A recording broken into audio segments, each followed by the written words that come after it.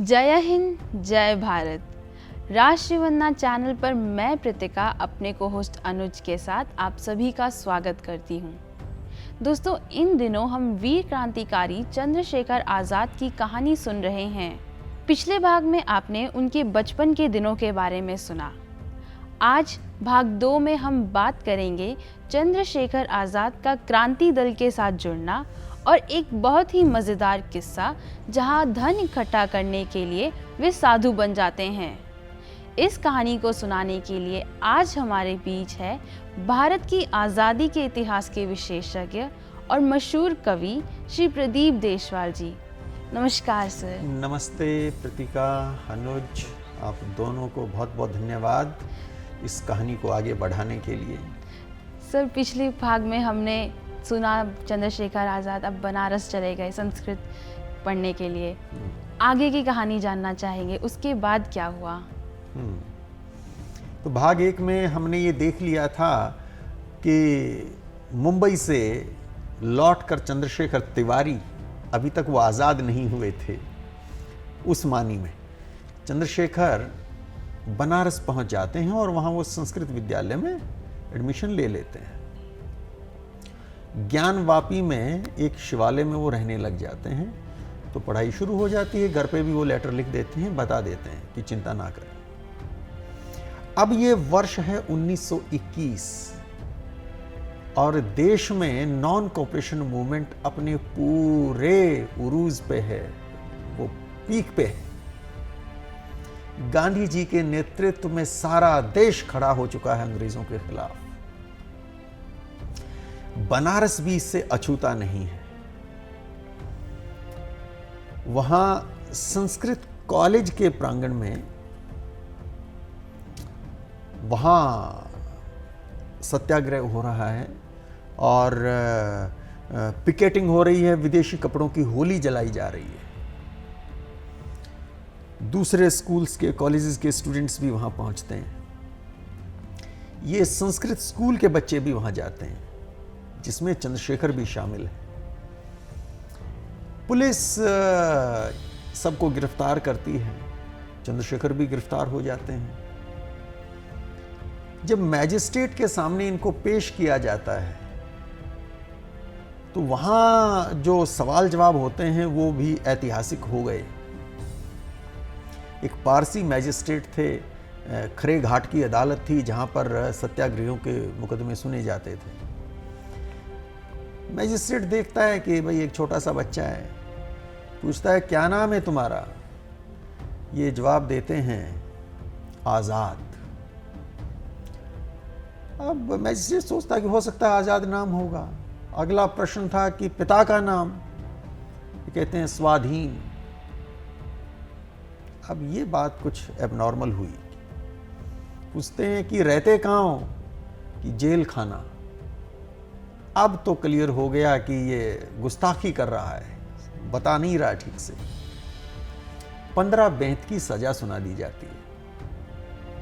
और वो बेंत यूं ही नहीं है कि ठीक है हाथ आगे करो, बेंत मार दिया, ऐसे नहीं होता था।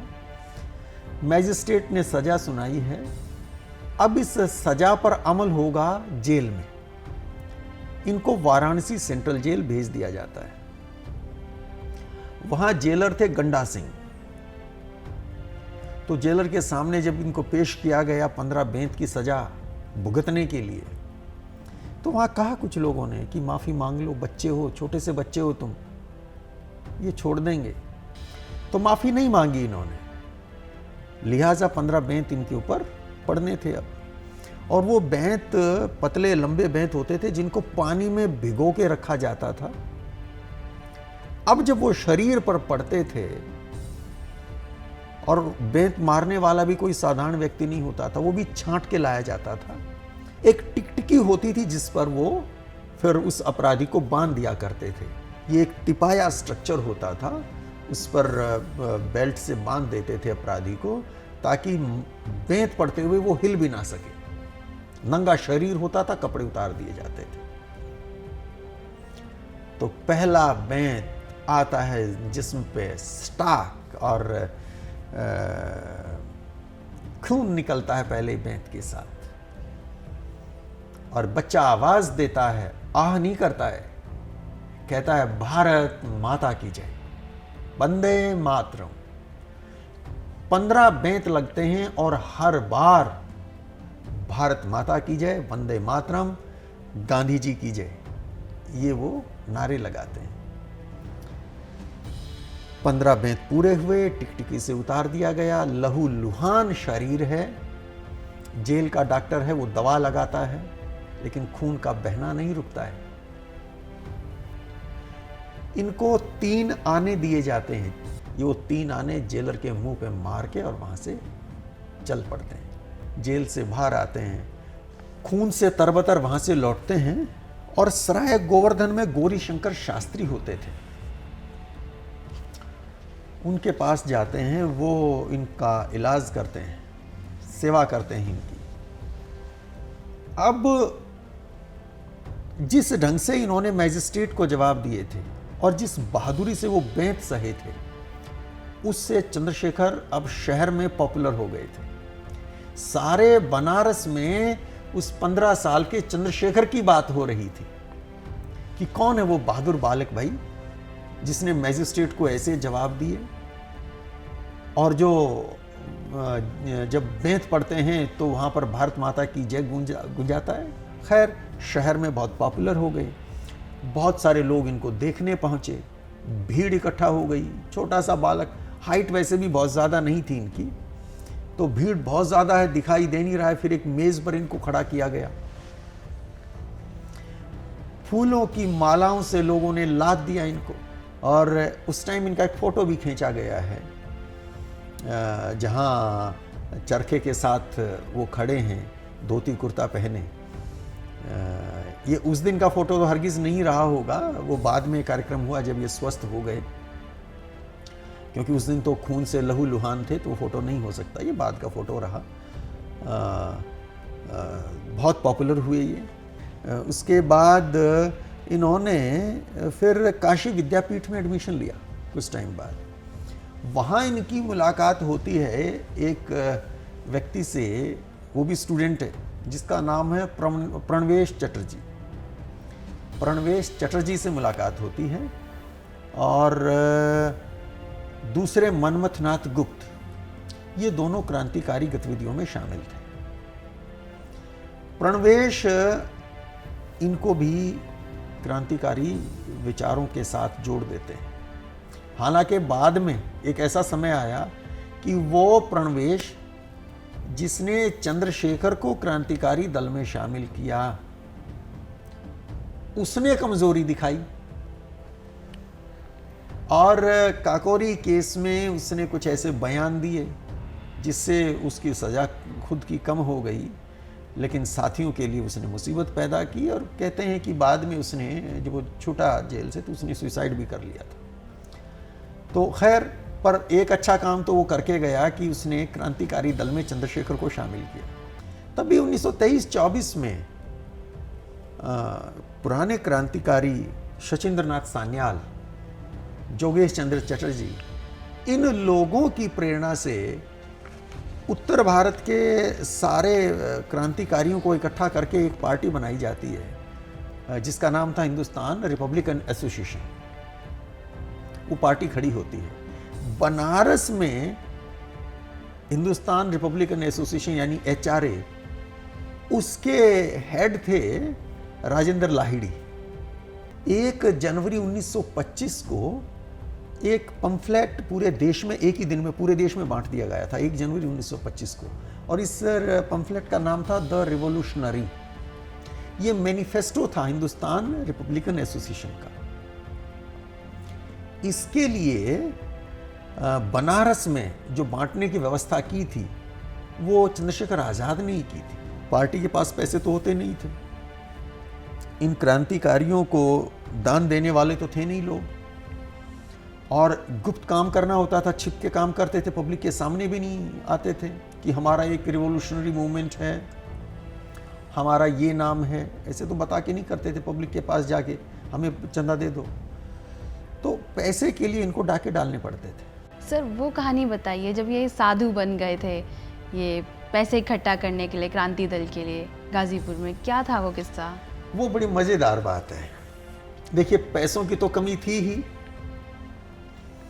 एक साथी क्रांतिकारी थे रामकृष्ण खत्री, उनको बल्कि चंद्रशेखर आजाद ने ही दल के साथ जोड़ा था। वो साधु थे, स्वयं में साधु थे। रामकृष्ण खत्री साधु थे, उनको क्रांतिकारी दल के साथ चंद्रशेखर आजाद ने ही जोड़ा था। एक बार रामकृष्ण ने बताया पार्टी की मीटिंग में कि भाई गाजीपुर में गंगा के किनारे एक मठ है, बड़ा प्रसिद्ध मठ है, उदासीन साधुओं का मठ है। वहां के जो महंत हैं वो बीमार हैं, उम्र भी अच्छी खासी हो रखी है, काफी बीमार हैं, ज्यादा दिन वो जिएंगे नहीं, और वो एक योग्य शिष्य की तलाश में, कोई ऐसा शिष्य मिले जिसको वो अपना उत्तराधिकारी बना सके। तो उन महंत जी ने इनको, स्वामी रामकृष्ण खत्री जी को, इनको कहा हुआ है कि आपका बड़ा अच्छा लोगों में संपर्क है, तो कोई बढ़िया योग्य ऐसा युवक अगर मिले तो मुझे दो, जो इस मठ को आगे अच्छे से संभाल सके। तो रामकृष्ण ने कहा क्रांतिकारियों की बैठक में कि क्यों ना कोई हम में से वहां साधु बन के, वहां उनका शिष्य बन के जाए, दीक्षा ले, उनकी सेवा करे, और जल्दी ही महंत जी तो निपट लेंगे, वो तो चले जाएंगे, मरने वाले हैं, उस मठ पे कब्जा हो जाएगा, फिर वहां की सारी दौलत अपनी। तो जब ये बात रामकृष्ण खत्री ने मीटिंग में कही तो चंद्रशेखर कहते हैं बहुत अच्छी बात है, मैं बनूंगा। तो रामकृष्ण लिखते हैं कि मैंने कहा कि पागल हो गए हो, इतना आसान नहीं है। वहां जब जाओगे तो पूरा जीवन बदल जाएगा, वहीं पे रहना होगा, बाहर नहीं आ सकते हो, जी भर के वो स्वामी जी की सेवा करनी होगी, कोई राजनीतिक बातें नहीं हो सकेंगी, वहां दिन भर वो पूजा पाठ करना होगा, तो आसान नहीं है। तो आजाद ने कहा कि देखो, अगर पार्टी के लिए सफिशिएंट मनी मिल रहा है, पैसे मिल रहे हैं, तो मैं कुछ भी करने के लिए तैयार हूं, वो सब मैं बर्दाश्त कर लूंगा, मैं कर लूंगा।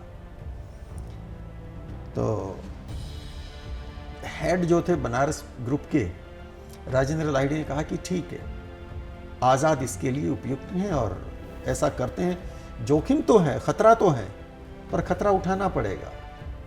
और फिर अगले दिन रामकृष्ण लेके इनको साथ में और गाजीपुर पहुंच जाते हैं।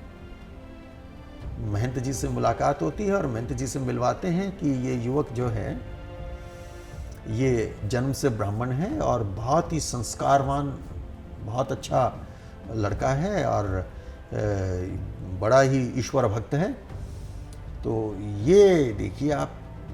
तो वो जब महंत उनसे मिलते हैं तो चंद्रशेखर भी जैसी बातें करते हैं, कुछ संस्कृत तो पढ़ी लिए थे इस दौरान, तो कुछ तो जानते थे थोड़ा बहुत, बाकी नाटक करने में वो बड़े सिद्धहस्त थे। अच्छा विश्वास जमा दिया स्वामी जी पे और स्वामी जी बड़े खुश, वो महंत जी बहुत खुश। उसके अगले दिन उनकी फिर वो दीक्षा का कार्यक्रम हुआ। उसके बारे में भी रामकृष्ण खत्री बड़े चाव से लिखते हैं कि भाई उनको वो रेशमी साफा पहनाया गया, सिर मुंडवाया और फिर रेशमी साफा पहनाया गया, रेशमी वस्त्र हैं, पीताम्बर हैं, कुर्ता है, माथे पे चंदन का तिलक है, चंदन केसर का तिलक है। तो कहते हैं कि वो बड़ा भव्य कार्यक्रम हो रहा है, उस पर हजारों रुपया खर्च कर दिया उस कार्यक्रम में महंत जी ने। बहुत सारे विद्वान और जो आपके महंत थे और साधु थे वो इकट्ठा हो रखे हैं, बड़ी भीड़ है। उस मठ के जो श्रद्धालु लोग थे वो बहुत सारे आए हुए हैं कि ऐसा कार्यक्रम है कि लगता है कि उस दिन आज़ाद का राज तिलक हो रहा था, ऐसा भव्य कार्यक्रम है। अब इन्होंने भी अपनी तरफ से मेहनत में कोई कसर नहीं छोड़ी, वहाँ पे खूब पूजा पाठ करते, आरती करते, भजन करते और महंत जी की भी सेवा करते, जम के सेवा करते। और वो उल्टी पड़ गई सेवा। इनकी सेवा से महंत अच्छे हो गए।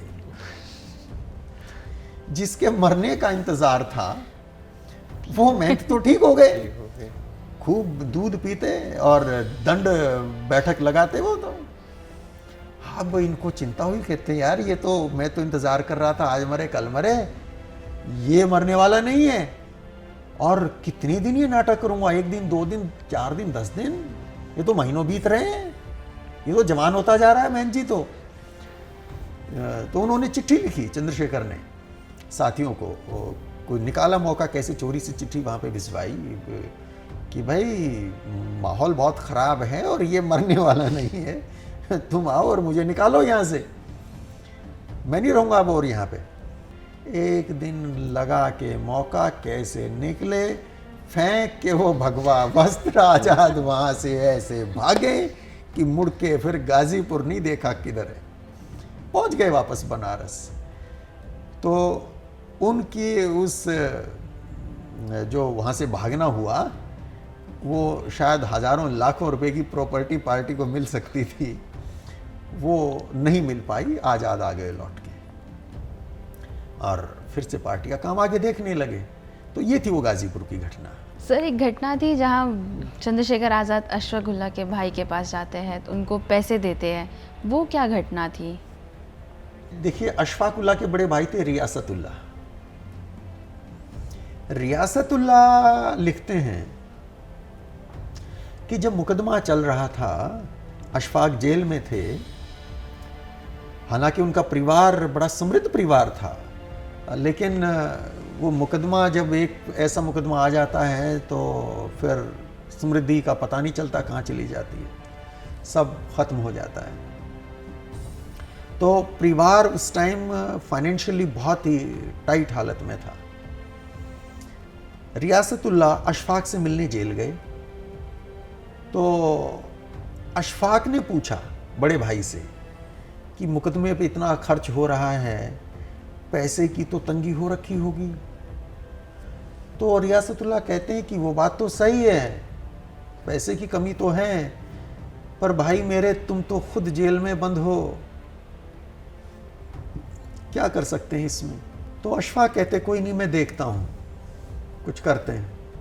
रियासतुल्लाह आ जाते हैं वापस।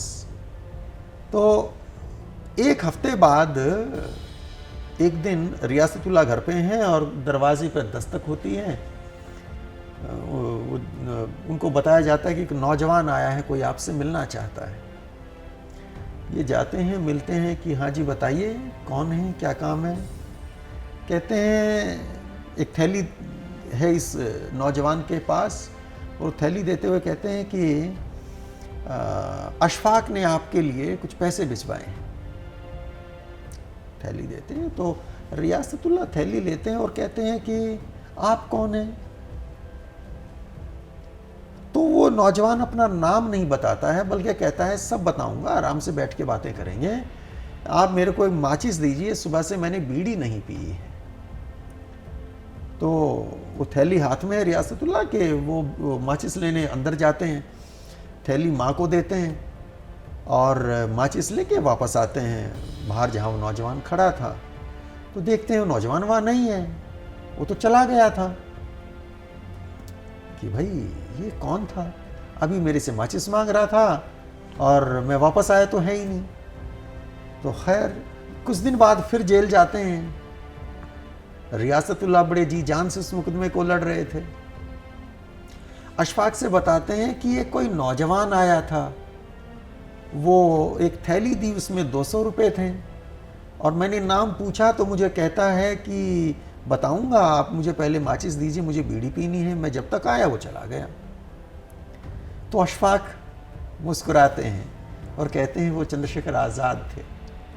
हालांकि आज़ाद इनसे कई साल उम्र में छोटे हैं, इनसे जूनियर हैं, काफ़ी जूनियर हैं, लेकिन अशफाक ने बताया कि वो आज़ाद थे। वो काम आज़ाद के ज़िम्मे लगाया गया और उन्होंने उसको सही तरह से अंजाम दिया, वो 200 रुपये वहाँ तक भिजवाए। तो वो ये कहानी थी। एक और घटना का जिक्र करते हैं रियासतुल्लाह। मुकदमे का फैसला आ गया था, 4 लोगों को फांसी हुई थी, अशफाक भी उनमें से एक थे। तो फांसी के बाद अशफाक के शव को मालगाड़ी द्वारा शाहजहांपुर लाया जा रहा था, जहां के वो रहने वाले थे, और साथ में थे बड़े भाई रियासतुल्लाह। तो कहते हैं कि रास्ते में बालामऊ स्टेशन पे एक नौजवान अंदर आता है उस डिब्बे में। उसने सूट पहना हुआ था और वो मेरे पास आके कहता है कि क्या मैं शहीद के आखिरी दर्शन कर सकता हूँ, एक झलक देख सकता हूँ? तो कहते हैं कि मैंने अशफाक के चेहरे से कपड़ा हटा दिया। उस नौजवान ने देखा, 3 बार सैल्यूट किया और कहते हैं कि मैंने देखा कि उसकी आंखों में आंसू थे। सैल्यूट किया और फिर मुझे कहा कि अब ढक दीजिए। तो कहते हैं मैंने ढका, पर मैंने पूछा कि आप कौन हैं? तो कहता है अभी आता हूं। ये कह के फिर चला गया। रियासतुल्लाह कहते हैं कि होना हो जरूर वो आजाद ही थे। एक बार उन्होंने तब देखा था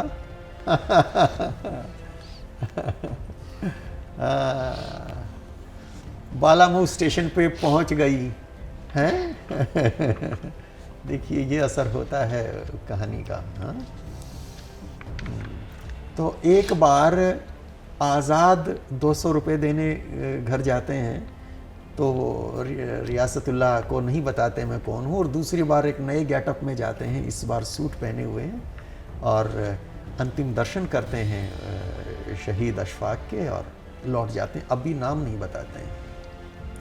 और क्यों मुझे भी लगता है कि ज़रूर वो आज़ाद ही रहे होंगे, एक ऐसी ही घटना और घटी थी।